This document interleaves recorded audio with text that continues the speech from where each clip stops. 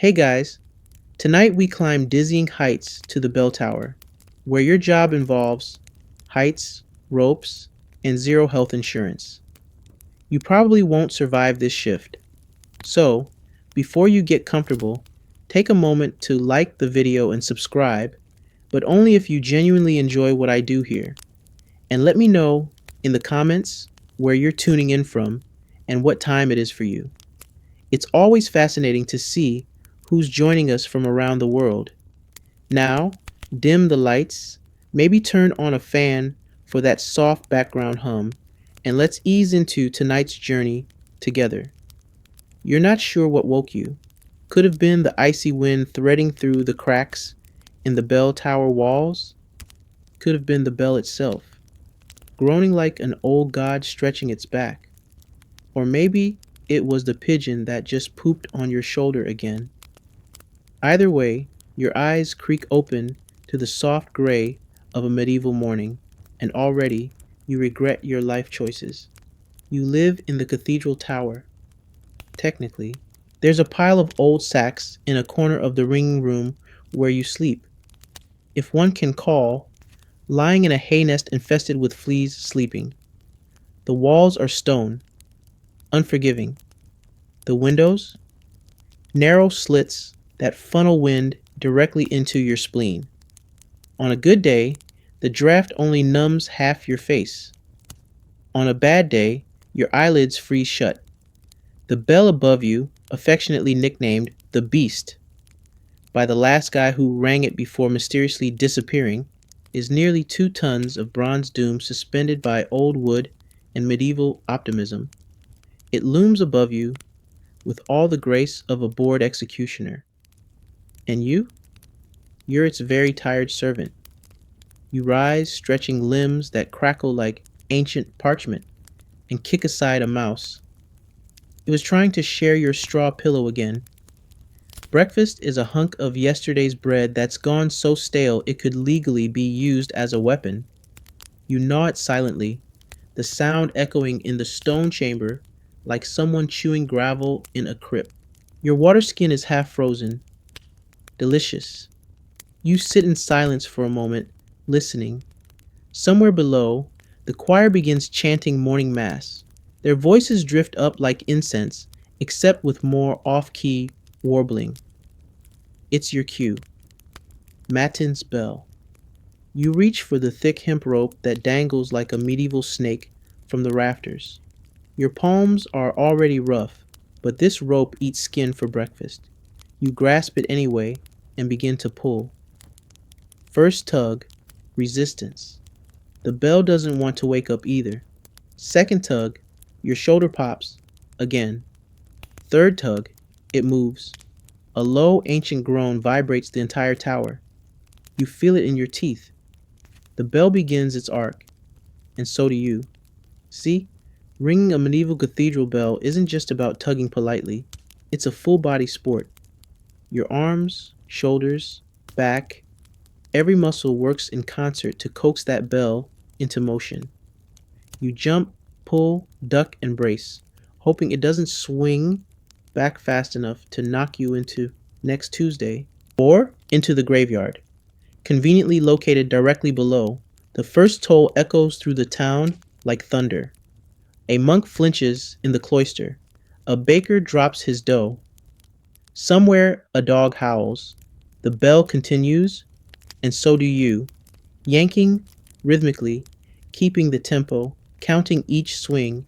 8 tolls for matins. No more, no less. The air shudders with each toll.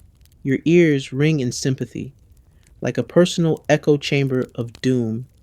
You're too close to the bell. You're always too close to the bell. There's no OSHA in the 14th century. Historians still argue whether chronic tinnitus was the bell ringer's rite of passage or just a lifetime curse.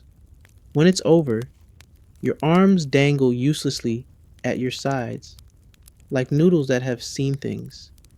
You slump back onto your sack pile, heart pounding like you ran a marathon while being pursued by theology majors. Outside, the town begins to stir. Peasants trudge through the frost Merchants open shop, and the sun, arrogant as ever, peeks over the horizon.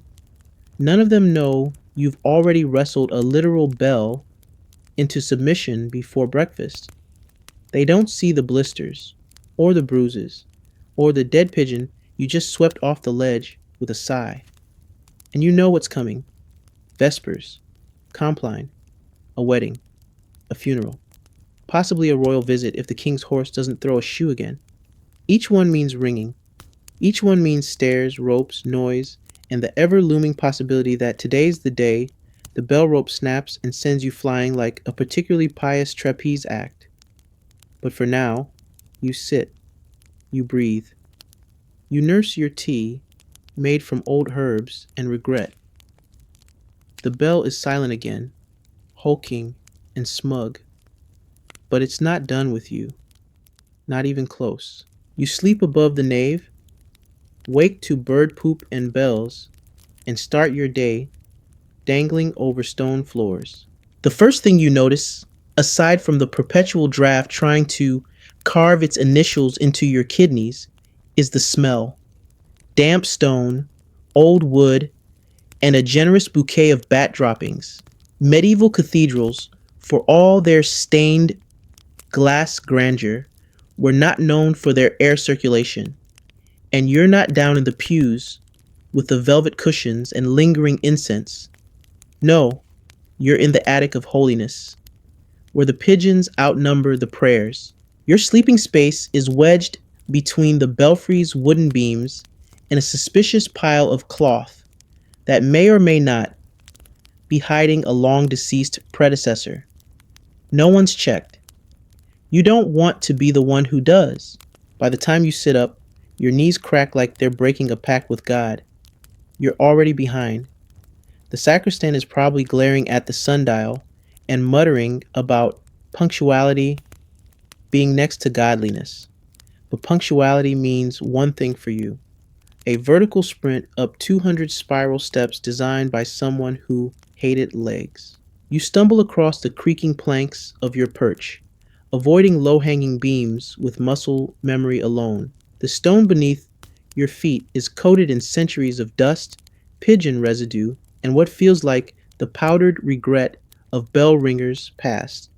You reach the hatch, open it, and stare down into the void. Medieval bell towers aren't built for comfort, or safety, or honestly, for humans. The stairs are less like stairs and more like a rock spiral designed by a sadist mason with something to prove. They are narrow, steep, and slick, with 1,000 years of worn soles and occasional peasant vomit. You begin your descent like a cautious goat, gripping the walls for balance. Your hands graze the cold stone, still damp from last night's rain, or possibly the condensation from your own panic. Halfway down, you hear it, the sound, a creak. It could be wood settling, or a ghost, or that owl that lives in the tower and judges you every time you cry. You quicken your pace, heart thudding in your chest louder than the bell you just rang. You make it to the main level, knees trembling, only to find Brother Allen holding a bowl of something gray and steaming. He offers you a spoon. You politely decline. It's unclear whether it's porridge or punishment. After a brief exchange of grunts that pass for medieval small talk, you climb again. Back up. Always back up. Because everything in the cathedral starts below the bells, but ends above them. You pass the clear-story windows, where the stained glass casts heavenly colors on your increasingly hellish journey. By now, your thighs burn. Your calves are screaming. Your lower back has filed a formal complaint. At the top, you reach the rope chamber, and there it is again, your nemesis. That thick, fraying rope, still swaying gently from earlier, a reminder that the bell has no mercy, and neither do your job duties. You lean out one of the arched openings for air, and the view is both breathtaking and terrifying. The village sprawls out below, thatched roofs, and smoky chimneys giving the illusion of peace. But you know better. Every time a bell tolls, someone dies, someone marries, or someone finds religion. Very suddenly, in a thunderstorm, your fingers wrap instinctively around the rope again. Not to pull, not yet, but just to make sure it's still there. One bell ringer once reported the rope snapped mid pull. He was flung across the chamber like a medieval kite and reportedly landed in the bishop's garden, disrupting a sermon and two nesting geese. They never found his hat. The rope is stiff with weather and sweat. You sometimes wonder if the fibers are more you than hemp by now. Every blister you've had has been gifted directly to that rope. Below you, the nave echoes with early morning shuffles, choir boys practicing off-key chants, a priest coughing theatrically to remind people he exists, and the occasional yelp as someone steps barefoot on a cold flagstone. You watch it all like some exhausted deity perched atop their sacred mountain. Except you're not divine. You're drafty, underfed, and possibly developing a permanent hunch. You turn back into the chamber and sit again. A small square of cloth hangs on the wall. A crude calendar marking feast days, saints' anniversaries, and ringing schedules written in ink that looks suspiciously like blood. Tomorrow is St. Drogo's Day, patron saint of coffee and unattractive people. Fitting, you sigh and reach for your pouch of dried peas. Lunch. Or dinner. You've lost track. The line between mealtimes in the tower blurs when the bell tolls every few hours. You chew slowly, imagining a world where bread isn't rock hard and cheese doesn't double as a murder weapon. Somewhere below, a monk farts audibly and tries to cover it with a hymn. You laugh. Just once. The sound bounces off the stones and up to the rafters, where it startles a crow who's lived here longer than you. Your legs ache. Your ears throb. Your spirit has accepted its bell-shaped fate, but for now at least it's quiet. The bell waits, and so do you. Hundreds of steps in, pitch dark, no railings, and your knees scream before you even reach your post. You've had dreams about the stairs, the bad kind, the kind where the stone spirals forever and your feet just keep slipping, your hand reaches out, and there's nothing. Because there is, in fact, nothing. No railing, no rope, no medieval equivalent of watch your step.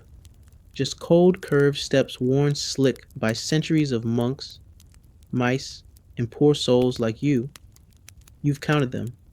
Not because you wanted to, but because once, during a particularly bad rainstorm, you slipped on step 47 and bounced down to 39. Ever since, you keep track. The unofficial count to the bell tower, 212 steps. Give or take a few existential crises. They begin near the sacristy, in a doorway so narrow you have to turn sideways just to enter. The walls close in immediately, hugging you with the damp affection of forgotten crypts. It smells of limestone, wet wool, and secrets. You begin your ascent with the resigned groan of someone who knows exactly how long this is going to take. Each step up is steeper than the last, and smaller, as if the stonemason who built them gradually lost interest in right angles and began winging it. Your left foot always fits better than your right. You've adjusted. Your knees haven't. It's dark. Even in daylight, only slivers of light snake in through the occasional arrow-slit window. You keep one hand on the wall. It's damp. Always damp. Cold, like touching the underside of a frog. And every so often, you find yourself dragging your palm across something sticky. You don't ask. Some mysteries are better, left between you and the mold. Above, the bell waits, and waits, and waits. It knows you're coming. You can feel it mocking you with each breath. You pause at step 108 to wheeze and check if your lungs are still inside your body. They are, barely. Then the sounds begin. At first, it's just your footsteps, then breathing, then the soft flutter of wings. Pigeons, the unholy choir of the tower. They roost in the beams above, and they are not shy. One swoops past your ear like an avian missile. You duck. Your knee slams into step 119. The pigeon squawks its approval and resumes its vigil. You hate the pigeons, with their beady eyes and judgmental cooing. They never work, they just exist, mocking you from the rafters while you haul your tired body up day after day, smelling like rope, burn, and despair. By step 160, your thighs have staged a mutiny. They're no longer accepting orders. Each movement is an argument. But you push on, because the only thing worse than the stairs is being late. Again. At step 180, the bats appear. Yes, bats. They live in the higher arches, where light dares not enter, and no one bothers to clean. You hear them first, a whisper of wings, like crumpled parchment, then a rustle, then a single flap, startlingly close to your ear. One grazes your shoulder. You scream inside your mouth. Out loud would only make the pigeon cheerleaders more smug. You finally reach the belfry door. It's wooden, swollen from rain, and groans in protest as you shove it open. The smell hits you instantly. Metal, bird droppings, old wood, and sweat. Yours and every bell. Ringer who's come before you. You step inside. You look back once at the spiral you just conquered. All 212 steps. Your reward? A room with no insulation, a hanging death trap of a bell, and a rope that's fraying in places you try not to think about. You sit down on the bench. The only furniture here, aside from a broken stool no one's used since it betrayed Brother Thomas in 1379. Your legs pulse, your back complains, but you made it. Sometimes, at night, you light a stub of candle and gaze down the spiral. It's like looking into the throat of some vast stone serpent. You wonder how many bell ringers slipped and never made it to the bottom. No one speaks of them. The cathedral absorbs stories like it absorbs moisture, constantly and without apology. Historians still argue whether bell ringers were respected tradesmen or just expendable noisemakers. You know the truth. You're somewhere between custodian and ghost, a living hinge on which the church swings, necessary, forgotten, always climbing, and you'll do it again, in 2 hours. The bell tower is colder than your ex's goodbye and possibly full of 14th century ghosts with poor hygiene. You've made it to the top, legs shaking, lungs wheezing, like an asthmatic accordion. And what greets you is not triumph, but a wall of cold so sharp it feels personal. The bell tower, you realize again, is not just above the church. It's above comfort, above warmth, and frankly, above forgiveness. The wind slips through every crack like it pays rent. It doesn't blow, it slices. Your breath fogs instantly, clinging to your eyebrows, your nose hair, your dignity. Everything feels brittle, like the tower itself might crack if you breathe too hard. Somewhere behind you, a loose shutter bangs. Once, twice, then falls silent, like even it gave up trying. The stone here has a kind of ancient dampness, the kind that never fully dries, no matter how many summers come and go. You suspect it's because the walls sweat in sympathy. You run your hand along one of the pillars and feel moss, actual moss, growing indoors. At this altitude, you wrap your cloak tighter, though it doesn't help. It's been patched so many times it basically qualifies as medieval lace. Beneath it, your tunic clings to your skin with the icy devotion of a vengeful ex-lover. You try stamping your feet to generate warmth.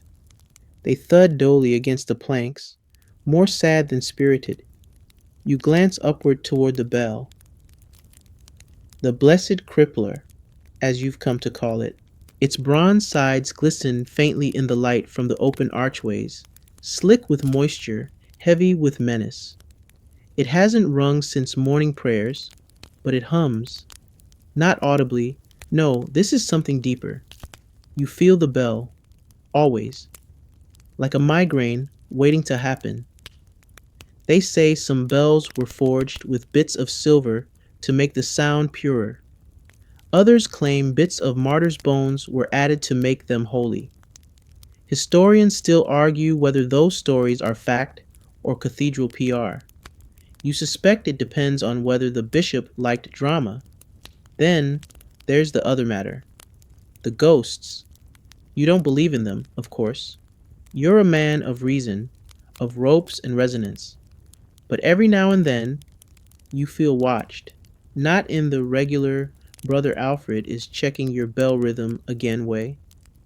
No, this is older. It clings to the stones like mildew. At night, when you're alone in the belfry, and the wind suddenly stops, and the candle burns too low, you sometimes hear whispers. Or you think you do. The bell tower has seen things: fires, wars, plague processions snaking through the streets below. You once found a scorched iron nail buried in the beams. Another time, a child's shoe.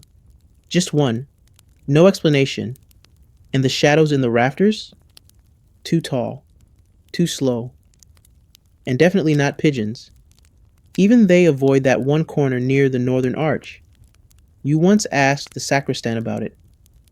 He went quiet, then muttered something about Brother Guillaume and walked away quickly. You never brought it up again.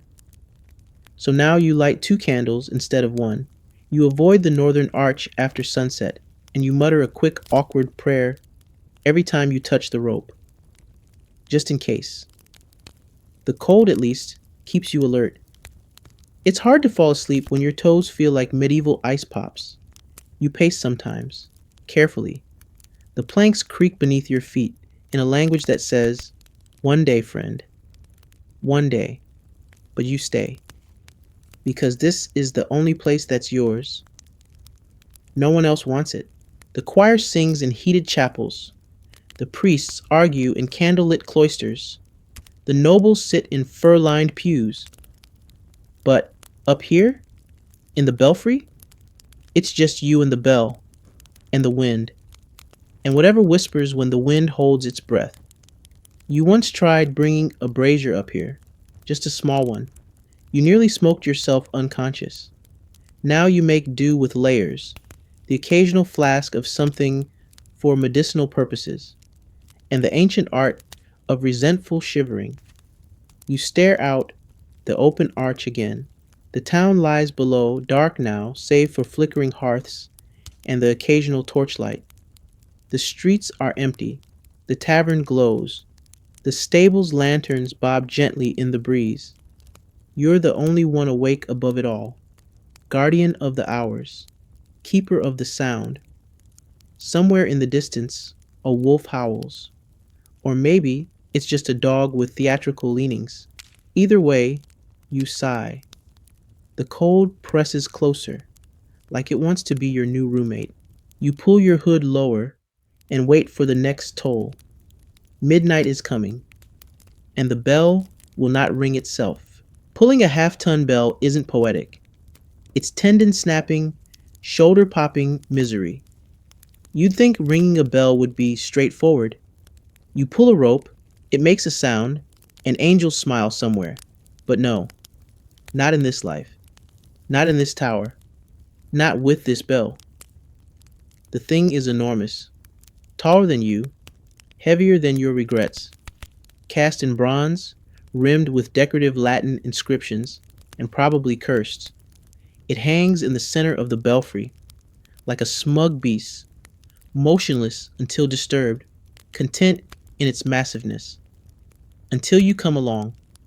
The rope that connects to it is thicker than your wrist. It hangs like a medieval python, coiled, frayed, and menacing. It's stiff in the cold, slick with palm oil from generations of equally miserable bell ringers. You've wrapped it with bits of leather, cloth, and possibly your last remaining patience. You take your position, feet braced, arms loose, knees bent. This is less ringing, more ritual.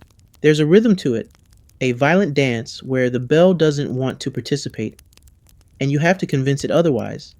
First tug, nothing. Second tug, a small creak, like a warning or a chuckle. Third tug, your spine pops in two places and something in your shoulder shifts. You whisper a few words under your breath, part prayer, part profanity. Then, movement. The bell sways. It starts slow, too slow. The rope rises lazily, taunting you. You yank harder, using your entire body, arms, back, legs, even a little despair. Finally, the bell swings in earnest, a mighty pendulum arc that nearly lifts you off the ground. You hold on like a desperate potato sack with dreams of flying. The sound is instant, a deep, shuddering clang that vibrates your sternum and rattles your teeth. It echoes through the town like the voice of God, or at least someone with a massive bronze megaphone and no volume control. With each swing, you brace and pull again. The trick is to catch the bell's rhythm. You're not just ringing it, you're dancing with it. Badly, like a drunk uncle at a wedding. But miss that rhythm, and the bell lets you know.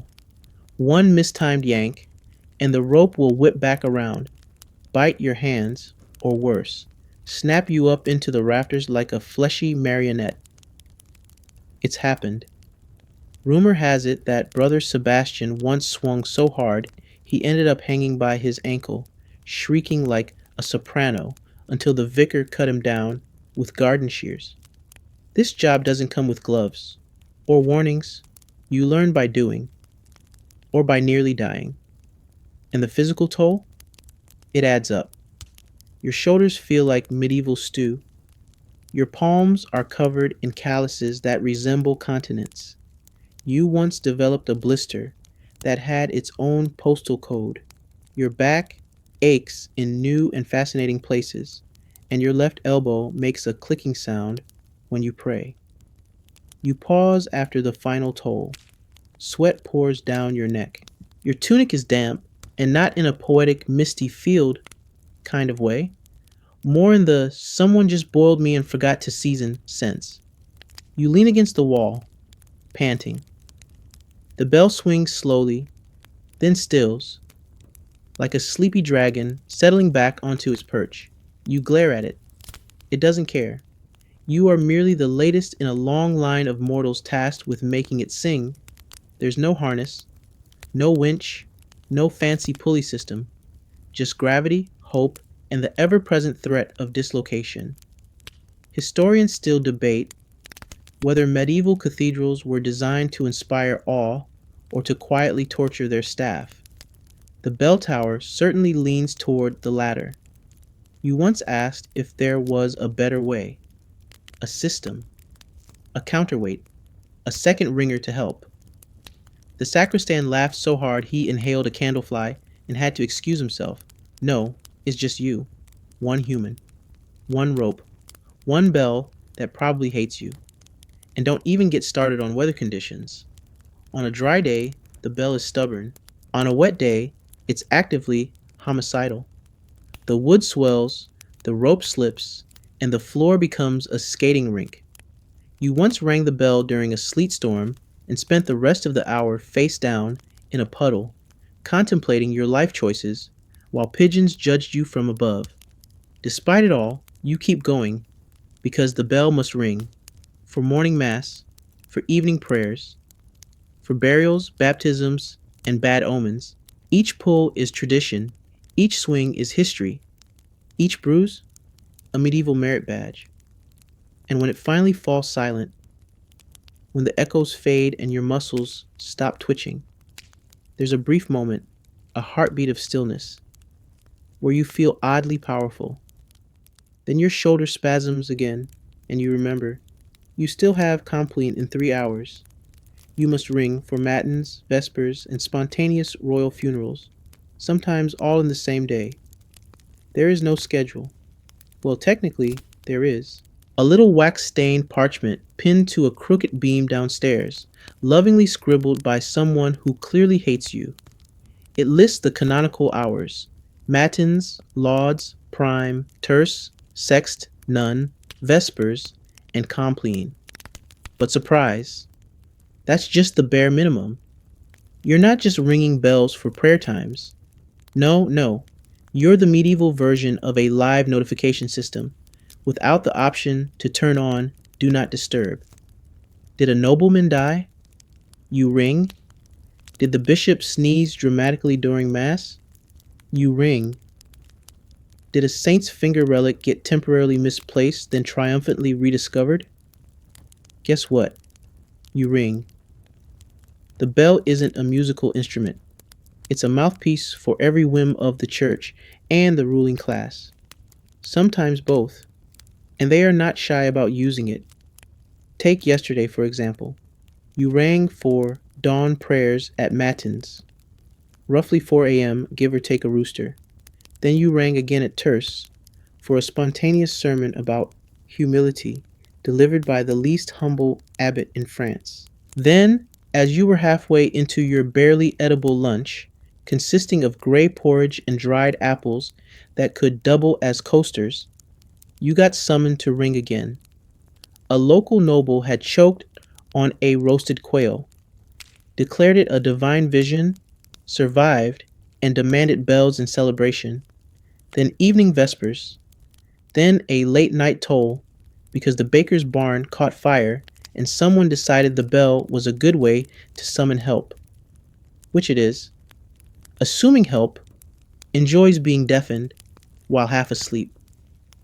The thing is, each ring must be exact. There are different sequences: slow, even tolls for death, faster peals for celebration, 3 short, 3 long, 3 short for emergencies, which sounds suspiciously like Morse code, but trust me, it predates that by several centuries and is 10 times harder on the arms. There's even a distinct pattern called the clergy triplet, a 3-note ring that signals monks to prepare their robes and, presumably, suppress their resentment.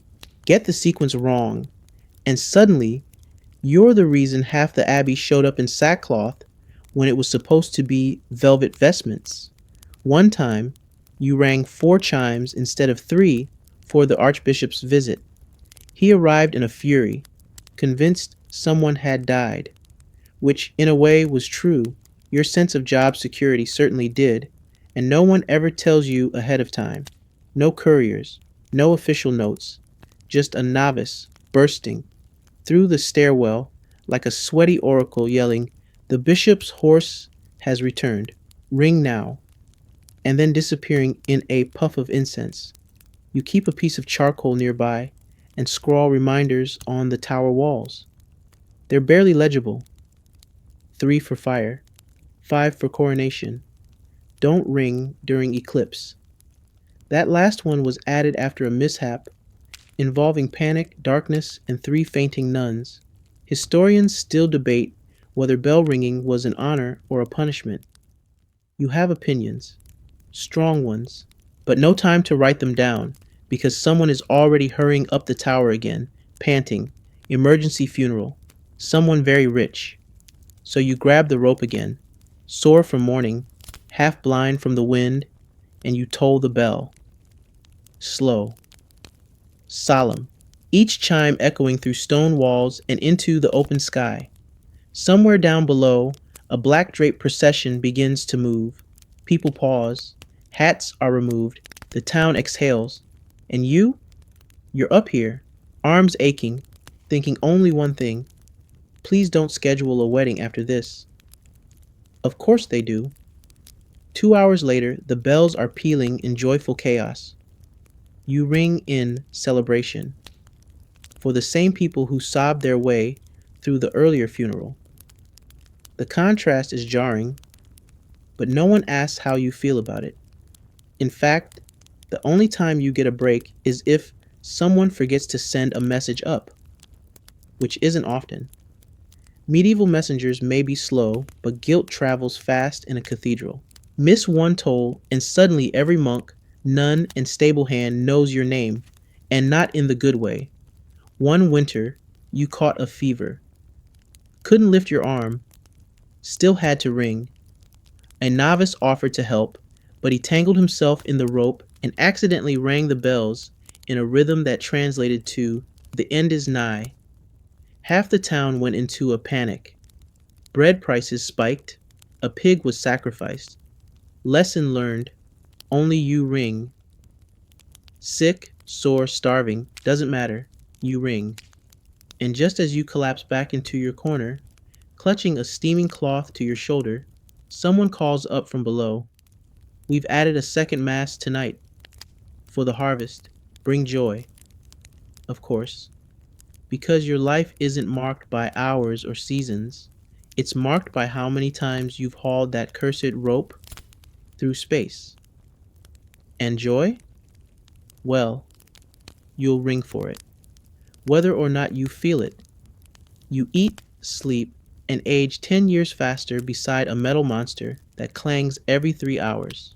The bell doesn't just dominate your work, it dominates your entire existence. Like a particularly clingy ex, it's always there, looming, watching, waiting for its next moment to scream into the void using your rotator cuff. You sleep in its shadow, which sounds poetic until you realize it's literal. The bell hangs just a few feet overhead, tethered by an old wooden beam that groans more than you do. You've laid awake at night staring up at that beam, wondering what century it last received maintenance, or whether the creak you just heard is a rat, or the start of a very loud, very final bedtime. Your little cot, if you can call a pile of straw and a gently collapsing bench a cot, is wedged in the corner of the belfry, right next to the service shelf where you keep your dinner, bread, your emergency snack, slightly older bread, and your prized possession, a chipped mug with a drawing of a cow on it. You found it behind a choir stall one winter and adopted it. Its name is Geraldine. You live in this tower like a monk in a monastery nobody visits. Meals are eaten in the company of pigeons. Your conversations mostly take place with Geraldine, and your social circle consists of the occasional sacristan and one deeply judgmental cat who wanders up the stairs but never stays. The bell tolls every few hours, like a divine alarm clock with no snooze button and questionable timing. Just as you doze off, clang. Just as you're chewing something chewy, clang. Just as you're thinking about the futility of existence and whether there's life outside the belfry, clang. It's less a schedule, more a series of jump scares. And let's not forget the nights. You don't get to sleep through them. Oh no. There are bells for midnight vigils, for unexpected confessions, for the moon is especially holy tonight, tolls. You've been woken at 2 a.m. because someone claimed to see a glowing cross in the clouds and felt it warranted divine acoustics. You rang that bell in your nightshirt, barefoot, half awake, and full of contempt. It never ends. You age differently up here. The tower ages you, not just physically, though your spine now makes noises previously reserved for haunted violins, mentally too. You find yourself having long debates with dust motes. You name the pigeons. The one with the limp is Gregory. He owes you rent. Historians still argue whether bell ringers lived in the tower full time or just worked in shifts. You laugh at that. Shifts? As if there's a replacement. As if anyone's lining up for this glamorous frostbitten lifestyle of rope burns and one sided conversations with medieval livestock. You tried training a boy once. He lasted 3 days. On the fourth, he rang the funeral sequence. When he meant to signal matins, a widow fainted. The bishop gave you a look like you'd personally buried her husband just to make a point. So now it's just you again. And the bell. Your giant booming roommate who never shuts up and demands physical labor at unpredictable intervals. It doesn't care if you're ill, tired, or in the middle of your first bite of warm stew in 3 days. If it's time, it's time. And when the bell isn't ringing, it's still present, always there, hulking and gleaming, collecting condensation like it's trying to grow its own ecosystem. You once found a mushroom under it. A mushroom. In a tower. You left it there. It seemed happier than you. Every surface is coated in fine dust and pigeon detritus. You sweep constantly. Or try to. But the bell shakes the dust loose again each time it swings, undoing your effort like a passive-aggressive roommate who hates cleanliness. The ropes hang like tendrils from the ceiling. You tried organizing them once. Color coding, labeling. That lasted a day. Now they hang tangled, much like your sanity. And yet, you stay. Because somehow, this strange rhythm becomes your own. You begin to anticipate the tolls like heartbeat. The quiet moments between become sacred. Not peaceful exactly, but yours. Sometimes, when the town below is asleep and you're up here alone with the moonlight pouring through the stone arches, you stand beside the bell and feel oddly at peace. It's not a friendship. It's not even mutual respect. But it is a sort of truce. You ring, it roars, you both survive. After a few months, your ears ring permanently. Historians still argue whether medieval bell ringers ever heard silence again. You don't remember what silence sounds like. Not real silence, the kind with gentle wind rustling through grass, or the muffled hush of snowfall on a still night. No, the silence you know now has an ever-present hum, a faint, high-pitched whine. It follows you even when the bell isn't ringing, even when you're trying to sleep, even when you cover your ears and press your face into a sack of straw just to muffle the world. Some days, it's worse. The ringing flares up after big events, feast days, processions, or back-to-back death bells for a particularly unlucky week. After pulling the rope for hours, your ears pulse, your teeth buzz, your skull vibrates like a poorly tuned lyre. And when the bell finally stops, the echo remains. You thought it would pass. You thought it was temporary. It's not. The old bell ringer before you, Master Harwin, may his knees rest in peace, used to stare at you blankly when you spoke. Not because he was rude, but because his hearing had long since packed up and walked off the job. He nodded a lot, smiled when unsure. Once, you told him the bishop's dog had died, and he congratulated you. Now you're becoming Harwin. At first, you just missed whispers, then murmurs, then instructions shouted from the stairwell. You've mistaken ring once for vesper, for bring scones to the rector. It did not go well. The bishop scolded you for not ringing promptly one afternoon. You tried to explain you hadn't heard the signal. He muttered something about ungrateful ears and marched off. You never caught the full insult, but the tone was clear. Your ears, on the other hand, are anything but.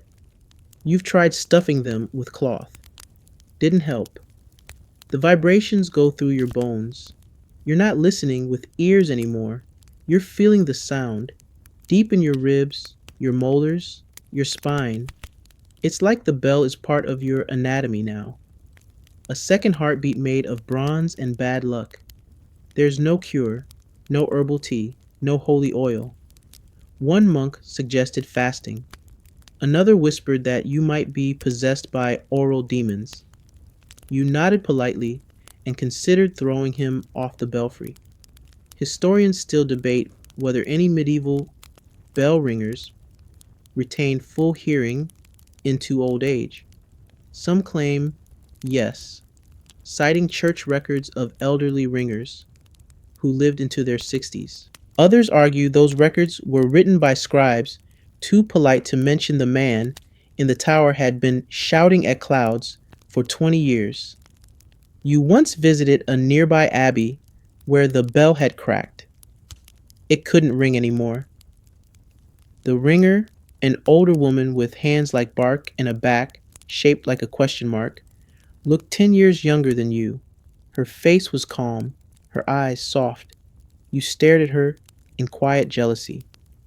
Do you miss the sound? You asked. She smiled. No, but I sometimes miss the company. It haunts you, that answer, because the bell is company.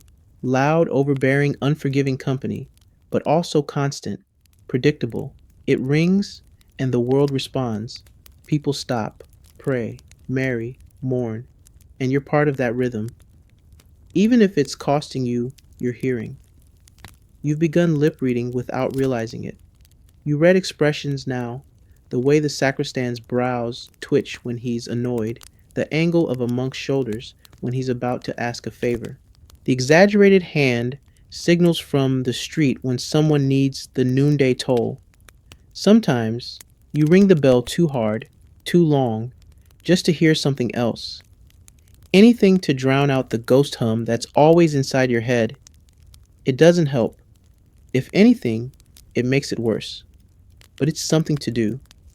A way to assert that you're still here, still functioning, still more than a tired man with a loud job and silent ears. You once tried leaving the tower for a few days, a pilgrimage of sorts. You made it halfway to the next town before the silence got to you. Not real silence, of course, just the absence of your bell.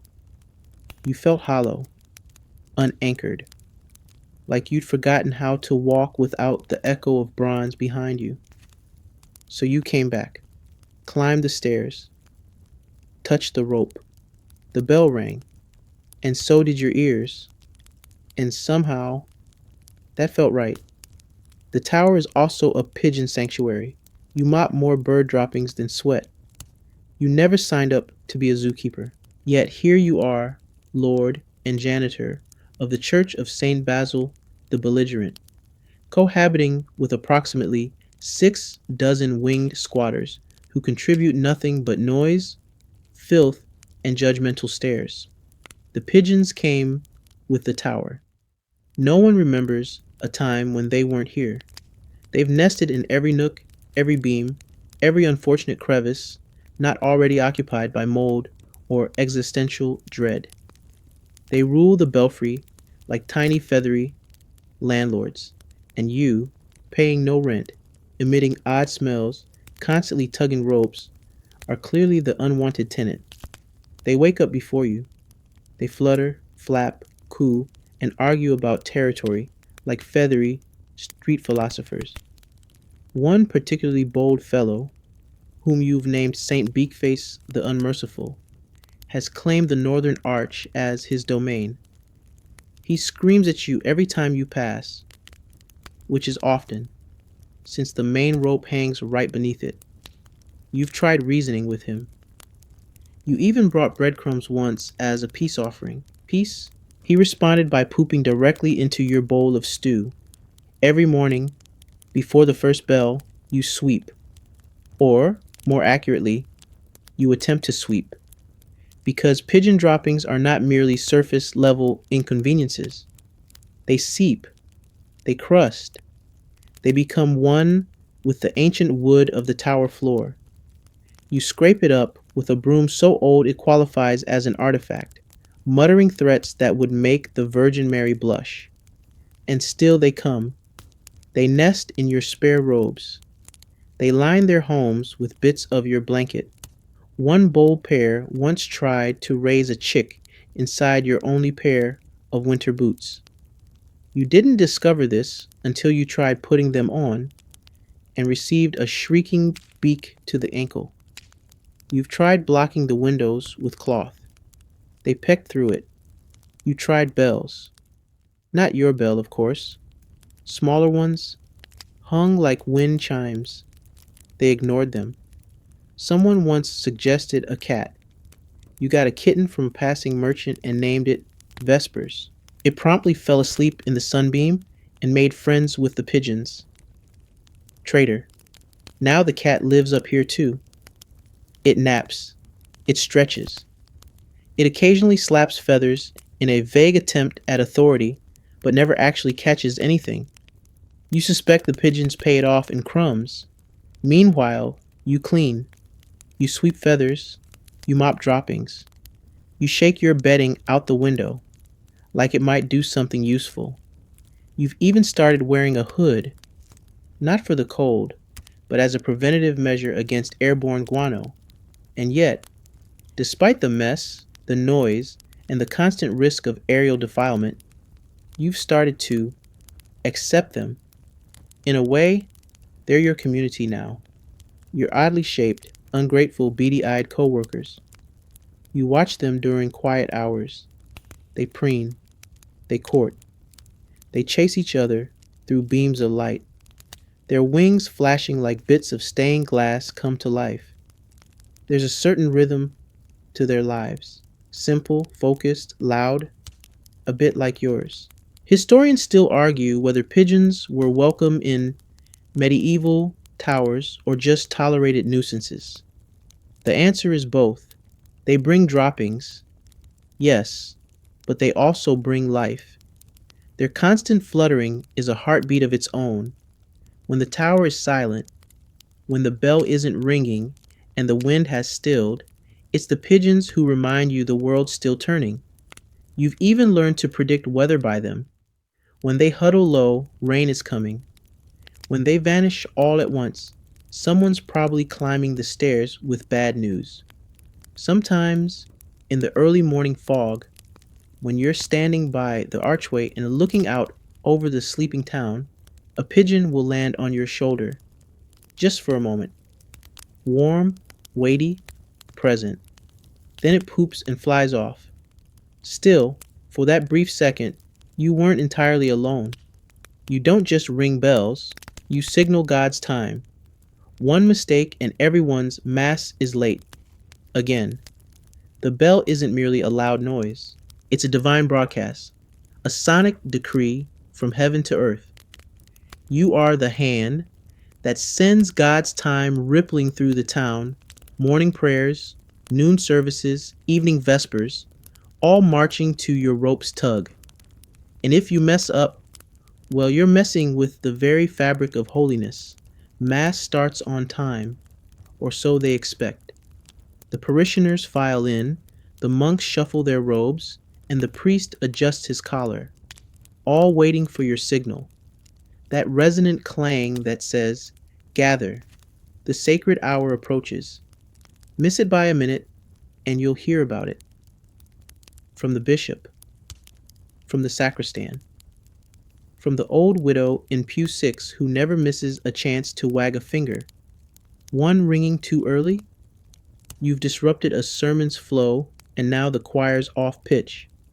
The organist flubs a note, and a toddler screams like the apocalypse. The priest scowls and shoots you a look that promises you'll spend eternity reciting psalms for your incompetence. Ring late? Even worse.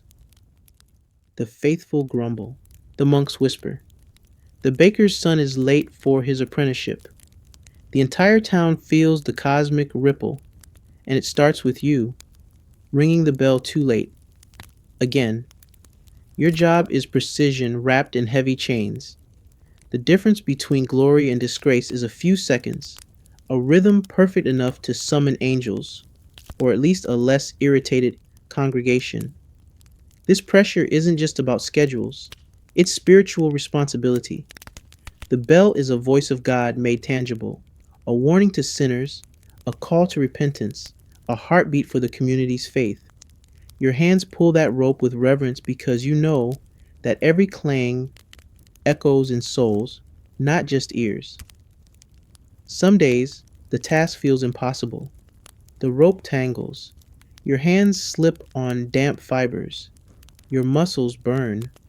The wind howls, threatening to snuff out your concentration and your candlelight. And above all, the weight of knowing that one mistake might send the congregation wandering aimlessly through prayers like a flock without shepherds. During Easter or Christmas, the ringing is relentless. Bells within bells, peals upon peals, layered cacophonies demanding your strength, your focus, and your sanity. One memorable Christmas, you rang for an hour straight, fingers bleeding, back screaming, as the town rejoiced below. The next day, the parish priest gave you a nod so solemn you thought he might canonize you on the spot, until the baker reminded him you'd rung the morning mass 2 hours early, causing him to lose a dozen loaves of bread. Bell ringing isn't just sound, it's ceremony, it's message, it's discipline. The cathedral's heartbeat pulsing through your veins, pushing you beyond exhaustion. And when you finally lay down, muscles quivering, ears ringing, heart pounding, with the bell's last echo, you know tomorrow the bell will call again. Because God's time never waits. High holy days mean 5x, the ringing, twice the shouting, and zero extra pay. The calendar of the medieval church isn't just a list of dates, it's a series of sonic marathons that fall squarely on your shoulders. Feast days, saints' days, pilgrimages, and royal visits all demand bells ringing like the world's about to end or begin again. Sometimes both. On these days, you don't just ring the bell, you perform it. You're a one-person orchestra, conductor, and drummer, all tangled up in a rope and a tower. Picture this. It's the feast of Corpus Christi. The town is packed with nobles, clergy, peasants, and someone who definitely shouldn't be allowed that much mead. The bells are set to ring every hour, with special peals for processions. Your arms are already screaming by dawn, but you climb those stairs again. No complaints allowed. The ringing schedule explodes. You're pulling for matins, lads, prime, terce, sex, none, vespers, compline, and then some. You swear the bells have more names than your entire family tree, and everyone must be rung perfectly. No one mentions the toll it takes. Not the medieval accountant balancing the cathedral's books, not the bishop inspecting the choir robes, not even the parish priest muttering, "Bless his poor soul," after your 17th toll of the day. You don't get overtime, you don't get thanks. You just get a rope that burns your hands raw and the occasional, "Shouldn't you be praying?" instead of making that racket. Then there are the unexpected calls. A royal funeral? You're summoned immediately, no warning. Rain or shine, day or night, you drag yourself up those steps and ring. Not a gentle toll, but a solemn dirge that shakes the very stones. Once, during a midsummer festival, a drunken noble insisted on a special ringing to honor his favorite horse. The bell tolls went on for nearly 3 hours. You were given a tankard of ale, warm and sour, and a look that said, "You'll ring for the horse's funeral next week too." You laugh, but only after the ringing stops. Because the truth is, these days make up the bulk of your job. Not quiet prayer bells, not gentle reminders, but relentless clangs that leave you soaked in sweat, bruised and wondering how anyone in your family ever managed to stay sane. And yet, the town depends on you. The bells mark time, summon people, celebrate lives, and warn of dangers. Without your ringing, the village would fall into chaos. Or worse, they'd sleep in and miss church. Sometimes, when your arms ache and your ears ring, you imagine the bells as a great beast you must tame every day. They don't care about your pain. They don't care about your dreams. They want to be heard, always. And you are its voice. Its reluctant, tired, and blistered voice. Ringing during thunder means climbing a lightning rod. Historians debate if anyone ever made it back down dry. Storms in the Middle Ages were a whole different kind of bell ringing. You hear the rumble long before you see the first flash, a deep growl that shakes the very stones beneath your feet. Clouds gather like angry spirits, and the wind picks up, clawing at the tower like a beast looking for a meal. It's the kind of weather that would have kept a sane person in bed, wrapped in wool and prayers. But not you. No, you have a job. When thunder rolls, the bell must ring.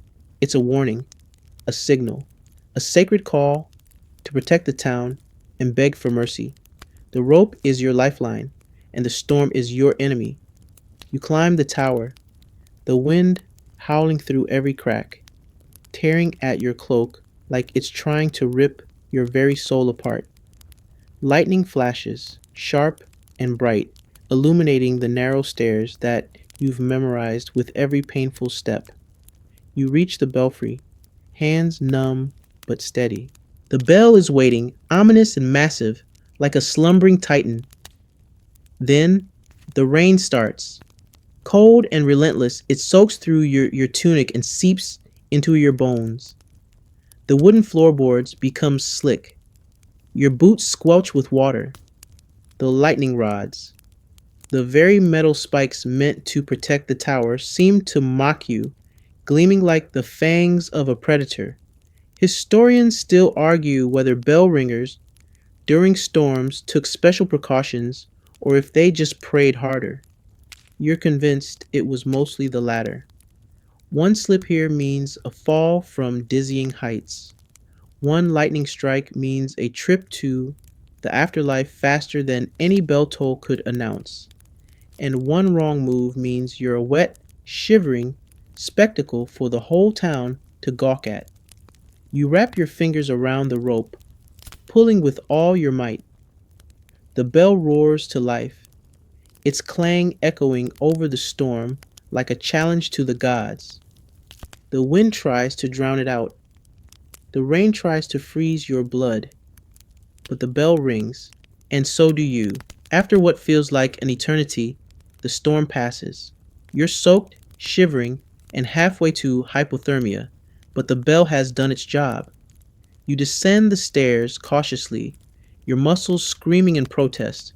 Down below, the town breathes easier. Children clutch their parents. Dogs stop barking. The blacksmith leans on his anvil and shakes his head, saying, "That man up there's either mad or a saint." You don't answer. You're too tired to explain that sometimes the line is so thin between madness and sainthood, it's just a rope swinging you back and forth. You are the town's reminder. Every funeral, every fire, every famine you ring, people associate your sound with doom. Your bell isn't just a clock or a church signal, it's the soundtrack of the village's sorrows and celebrations.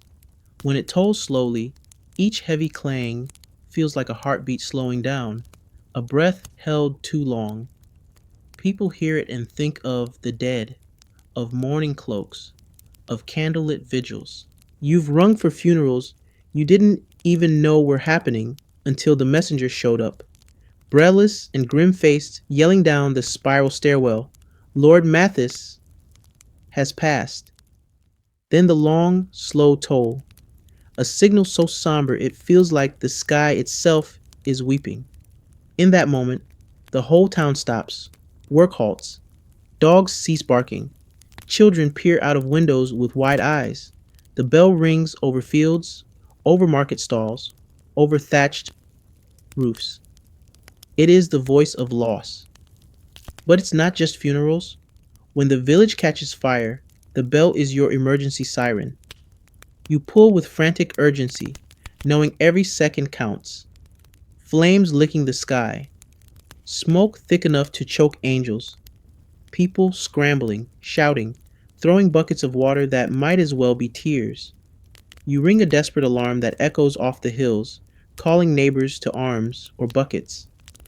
The bell isn't melodic here, it's a shriek of panic, a desperate plea for help. Famine? The bell tolls again, not as loud, not as urgent, but its message is clear.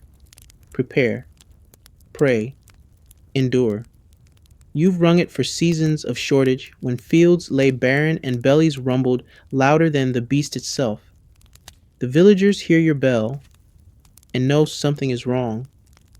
They clutch what little they have and bow their heads. The bell becomes a reminder that life is fragile, that time is precious, and that their fates are bound together.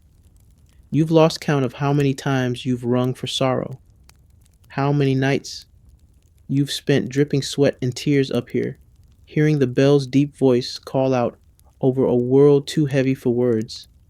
The bell is a companion for grief.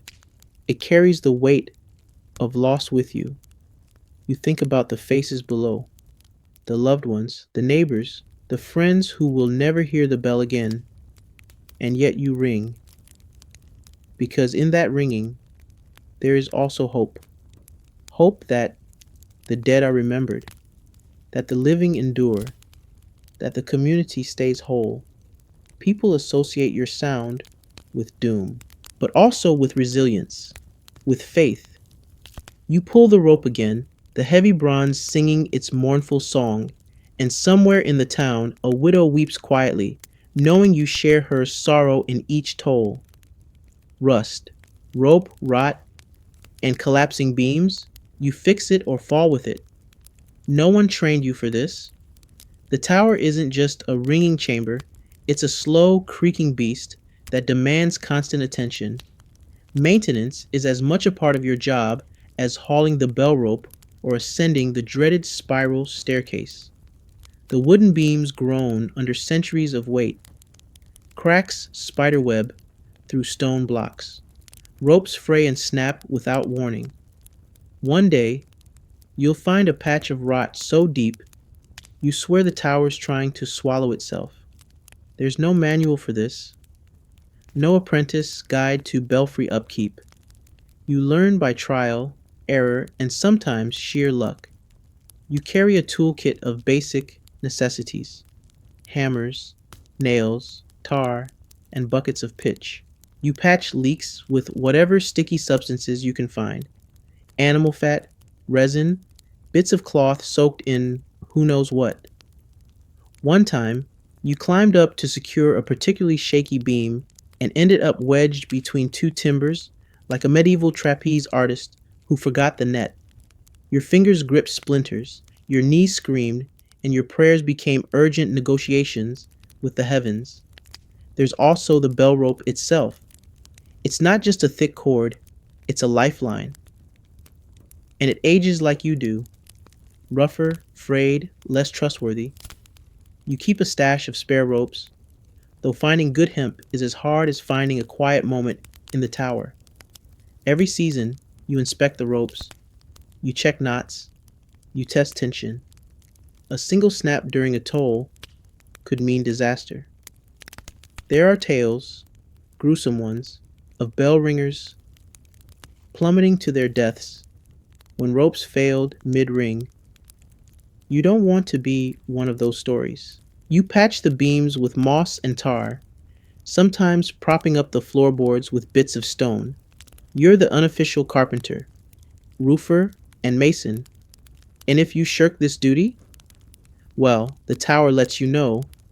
A sudden creak, a shift in stone, a near misfall. No one else will fix it. No one else will climb up that spiral. Historians still argue whether medieval cathedrals employed dedicated maintenance crews or if this was just part of the bell ringer's curse. Your answer is simple. It was you. Always you. You're on call 24/7 for repairs, often climbing up in the dead of night with nothing but a candle and your own stubbornness.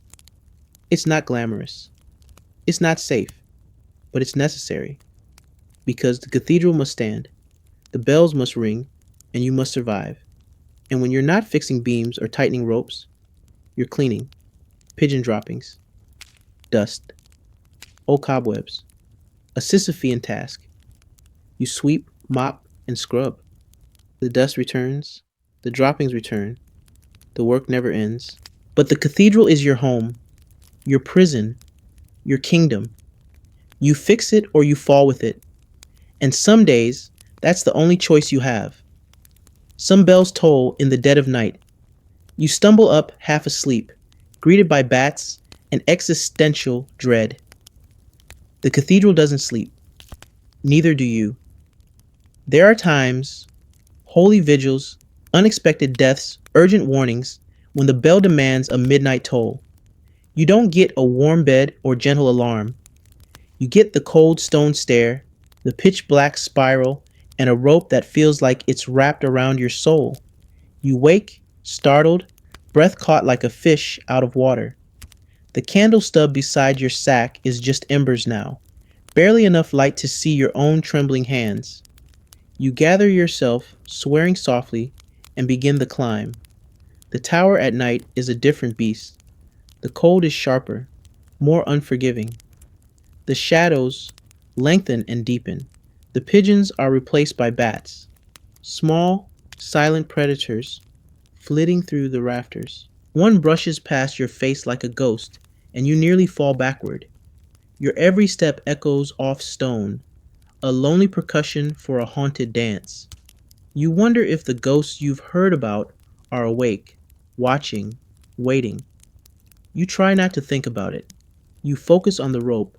Once at the top, you grip the cold hemp. Your muscles protest, your lungs burn, but the bell must toll.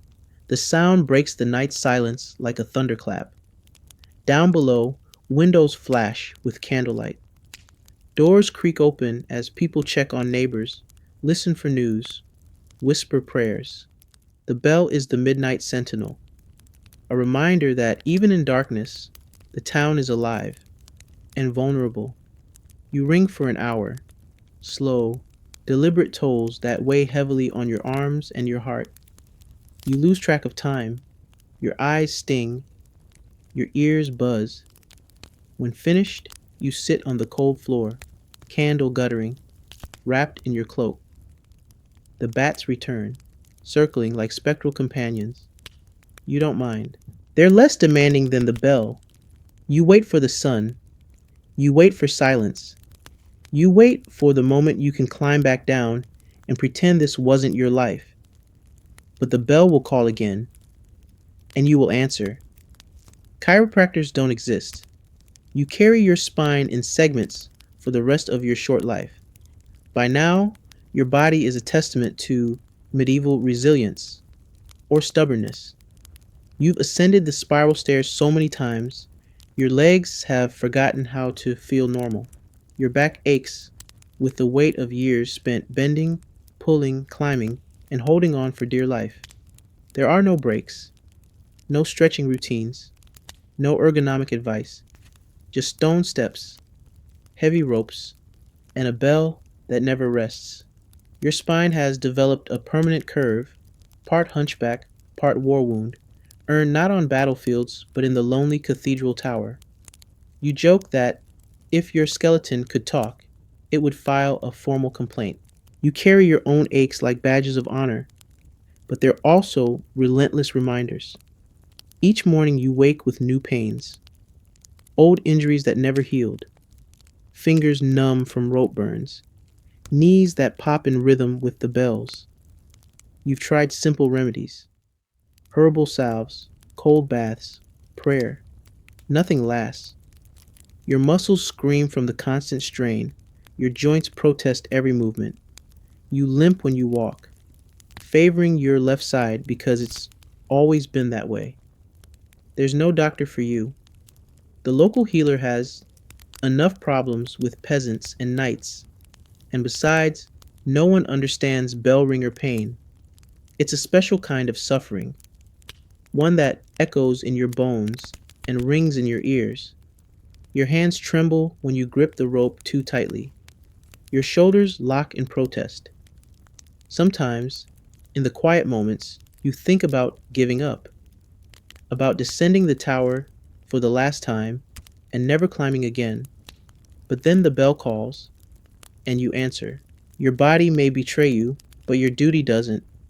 Historians debate whether bell ringers had shorter lifespans than blacksmiths or stable boys. You have your suspicions, but in your heart, you know your time here is limited. Still, you keep climbing, one step at a time, because the tower needs you. And the bell? Well, the bell waits for no one. Bell rings early? Your fault. Bell rings late? Also your fault. Bell breaks? Guess. It's a thankless job. The bell is merciless, and so are the expectations pinned on your weary shoulders. The entire town listens. The clergy listens. The sacristan listens. Everyone listens. And they all have opinions about your performance. Ring too early? The baker's oven wasn't ready, the choir wasn't tuned, and someone missed their chance to confess sins before Mass. The town grumbles. The sacristan glares. The priest mutters something about disorder in God's house. And it's your fault. Ring too late?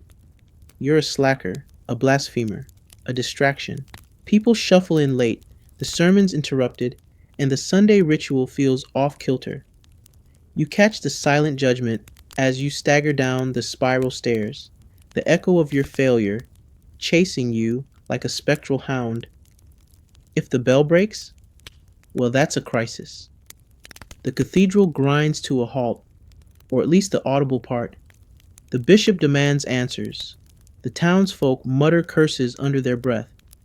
And you're stuck climbing up to inspect the damage, fingers raw and nerves frayed. No one cares about weather. The rope frays in the cold or gets slick in the rain. The bell cracks from overuse. The beams creak. Your hands bleed. Still, you're expected to perform flawlessly. The church keeps no formal record of your failures, but the rumors spread faster than wildfire. One misplaced ring and your reputation is a question mark. A second, and you're the subject of late-night tavern gossip. A third, and you wonder if the devil himself might offer you a contract. You've learned to accept blame like an unwanted inheritance. No excuses, no explanations, just a silent promise to do better next time, even though you know next time will be just as hard. Once, during a storm, the bell snapped mid-ring. You were halfway up the tower when the rope gave way. You landed hard on a pile of old hay with a curse so loud it rattled the rafters. The bell was silent for a week. You were silent for 2. The sacristan gave you a look that said, "Try not to die before your next shift." You nodded, feeling the weight of invisible chains. Despite it all, you keep pulling the rope because the bell must ring, and someone has to ring it. Even if that someone is blamed for everything that goes wrong, you're the scapegoat, the unsung hero, the tired arms behind every toll, and you wouldn't have it any other way. Your career ladder is literal, and it ends at the belfry, forever. If you ever thought there might be a promotion in bell ringing, a chance to climb higher on the medieval social ladder, think again. Your career begins and ends with a rope and a clanging bell, perched hundreds of feet above the ground with no exit strategy. You are the cathedral's permanent fixture, the shadow that haunts the spiral stair, the worn hands that pull the heavy rope day after day, the lungs that gasp in cold stone and ringing echoes. There's no apprenticeship to a grander role, no assistant bell ringer manager waiting in the wings, no glittering office with a view of the nave. The belfry is your kingdom and your prison. You might imagine a day when you hang up the rope for good, step down to a quieter life, perhaps a spot in the vestry or a humble role tending the churchyard. But those roles are reserved for the clergy, for nobles, or for the lucky few who can read Latin without grimacing. You, on the other hand, are bound to this tower, your identity forged not in metal, but in stone and sound. You become a part of the cathedral's heartbeat, pulsing and persistent, a fixture no one remembers until the bells fall silent. There's a grim comfort in it. You know every stone, every creak, every echo. You've become the living memory of the tower, the one who knows its secrets, its dangers, its quirks. You watch generations come and go below, parishioners, priests, pilgrims. The world changes, but you stay. The bell is your tether to a life spent mostly alone, looking down on the town like a silent guardian. And you don't mind much, because even though the ladder ends here, so does the uncertainty. Your role is clear. Your purpose is simple. You are the keeper of time, the voice of God, the steady hand in a world of chaos. The belfry is your home, your stage, your legacy. And though the climb is endless and the pain is real, you pull the rope one more time, because there is no other way. Covered in soot and sounding like a dropped anvil, you're not exactly dinner party material. Social life in the tower? Forget it. You're a creature of stone and rope now. Your hands smell of dust and sweat. Your clothes carry the faint aroma of medieval despair, mixed with pigeon droppings and damp wool. You're a walking cautionary tale, a living legend of what happens when you devote your life to a giant clanging metal monster. Neighbors avoid you politely, crossing streets when they see you approach. Children whisper tales about the mad bellman who lives in the tower and talks to birds. The local baker refuses to sell you fresh bread. You look like you've been wrestling with a bear, she says. Even the clergy keep their distance, worried you might accidentally set off a bell during a sermon. You've become a sort of spectral presence, glimpsed only when the bell tolls. You once tried attending the village festival, hoping to blend in. You quickly realized you didn't belong. Your boots left muddy tracks everywhere. Your tunic was stained with rope burn and grime, and when you laughed, it echoed like a church bell off key. The villagers are kind, but wary. You're not a man who fits into any conversation, any meal, any game of dice in the tavern. Your best companions are the pigeons, the stone walls, and Geraldine, the chipped mug you carry everywhere, your one link to normalcy. You eat alone, usually cold bread and watered down ale, savoring the silence that isn't quite silence. You sleep alone, surrounded by stone, soot, and shadows. It's a lonely existence, but it's yours. Sometimes, late at night, you look out over the village from your perch.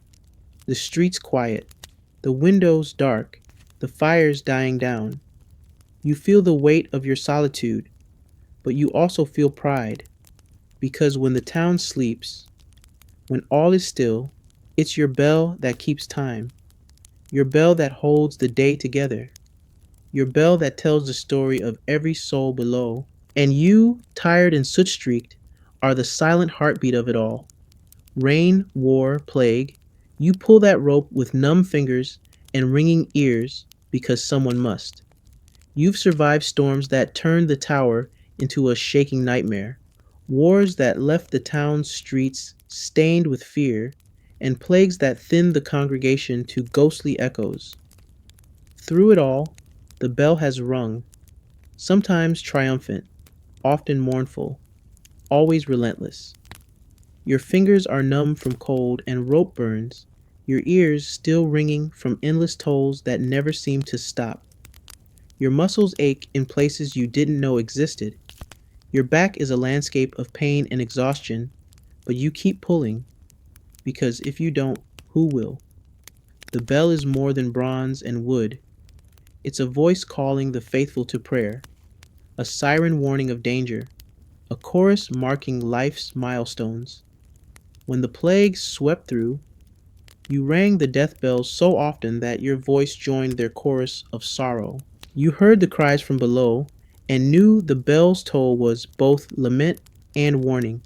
During war, when fires blazed and armies marched, your bell pealed warnings, rousing villagers to hide or fight. You stood at your post, hands gripping the rope, heart pounding, knowing the sound could mean survival or doom. You've rung for weddings beneath peaceful skies and funerals beneath heavy ones. Each pull of the rope connects you to the community, a thread woven through time and hardship. And though your body is battered and your spirit weary, you understand your place in this tapestry. You are the keeper of time, the herald of change, the guardian of tradition. The bell doesn't ask for rest. It doesn't care for your aches or fears. It demands your devotion, and you give it. One final pull. The bell's deep voice echoes over the village, a sound both ancient and eternal. And as the echoes fade into the night, you close your eyes, feeling the weight lift just a little. Tomorrow the bell will call again, and you will answer. You've climbed, pulled, and endured. You've lived in shadows and cold stone, carried the weight of a massive bell and heavier expectations. Your hands have bled, your back has ached, and your ears still ring with the memory of every toll. But here, in the quiet moments between ringing, you find a strange peace. The cold wind whispers through the tower, the pigeons settle in their nests, and the world below sleeps, cradled by the sound you keep alive. Your life is not one of glamour or ease. It's a life of devotion, persistence, and quiet sacrifice. A life tethered to a rope and a bell that has sung through centuries. As you lay down tonight, let the ringing fade softly into dreams. Let your body rest beneath the ancient stones, and know that tomorrow your song will rise again. Rest well, friend. The bell waits.